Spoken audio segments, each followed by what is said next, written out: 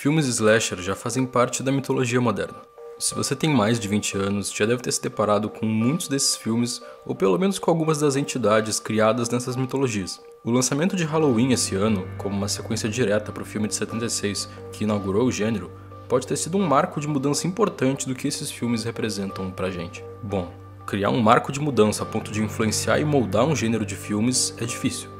Ainda mais quando a desconstrução no gênero ali é mais suave e não completamente direta, como criar uma comédia que traz à tona como aquelas convenções não fazem sentido. O Halloween desse ano não exatamente subverte as coisas que o gênero representa, mas torna muitas delas autoconscientes.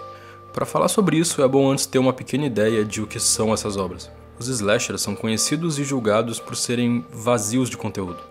Como se qualquer plot ou narrativa fosse só uma desculpa para um assassino matar um monte de gente e satisfazer a necessidade erótica de violência gráfica das pessoas. Parece existir em muita gente essa ideia que separa o terror mais vazio dos slashers de um terror que seria socialmente consciente e que foca mais em medos e ansiedades humanas reais, e por isso carrega essa aura meio cult a ponto de ganhar um nome de como se fosse uma evolução do terror antigo.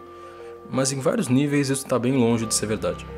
Meio que desde sempre o terror retrata ansiedades e medos coletivos e individuais de todo tipo, com uma capacidade de dizer muita coisa sobre quais são as noias de uma determinada cultura.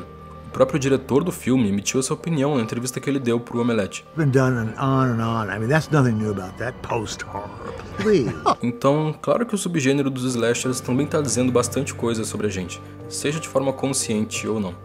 Pegando como exemplo os estereótipos desses filmes. Tanto nos mais clássicos como nos atuais, é muito frequente que as vítimas sejam um monte de jovens ultra caricatos como pessoas péssimas e egoístas. Sabe, tipo a ideia que se tem de jogador de futebol americano ou líder de torcida. É importante ressaltar que o gênero é essencialmente uma cultura dos Estados Unidos.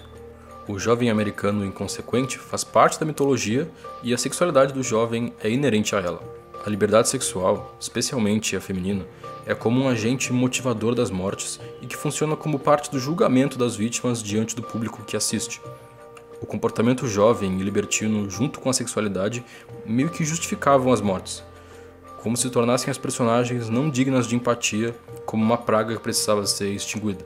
A cena de adolescentes serem pegos ou mortos transando se elevou ao nível de clichê no cinema.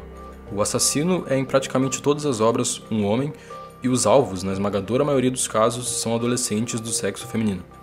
E o ato de matar vem como uma espécie de punição por ser sexualmente ativa.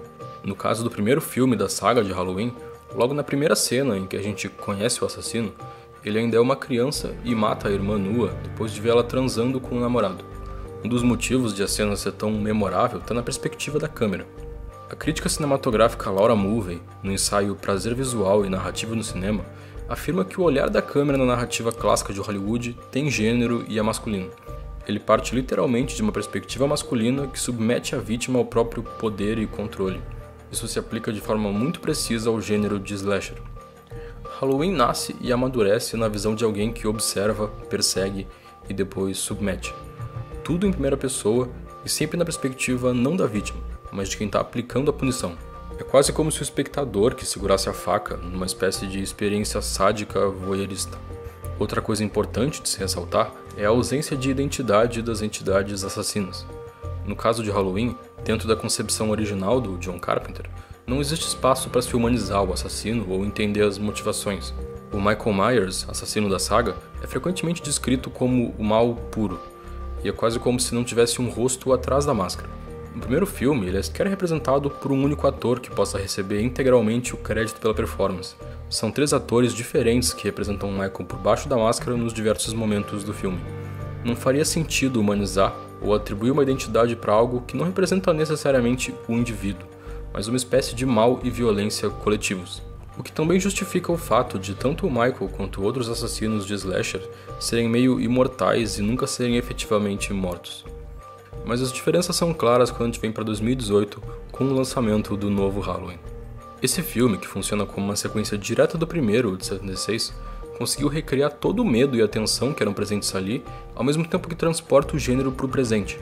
A gente acompanha a consequência direta da violência, não mais na perspectiva do assassino, mas sim da Laurie Strode, que agora tem estresse pós-traumático, ansiedade, e traduz isso incrivelmente bem na personagem. É muito claro o peso que ela carrega no meio das pessoas que, no geral, só enxergam e falam com ela por causa de um fascínio para tentar entender o assassino, e nunca a perspectiva dela própria. He really made a movie about a woman who finally faces her perpetrator. Não só a Laurie Strode toma as rédeas, mas também a filha e a neta, como protagonistas que tiveram a vida diretamente afetada pelo que acontece no primeiro filme. E é esse poder antes esquecido e agora muito real que faz com que esse confronto cara a cara com tudo que o assassino representa seja tão forte e tão envolvente. Fica muito claro como o filme foi feito e pensado por gente que entende o gênero, então é capaz de trazer para um formato que estava tão saturado um simples toque de autoconsciência que renova toda a experiência. Meu nome é Otávio, o vídeo de hoje fica por aqui, e vou deixar na descrição essa entrevista do Omelete, que deu ideia desse vídeo e mais algumas coisinhas. Por favor, se possível, deem uma olhada na nossa campanha no Apoia-se. É graças a ela que a gente tem conseguido manter esse projeto. Obrigado pela atenção e até mais.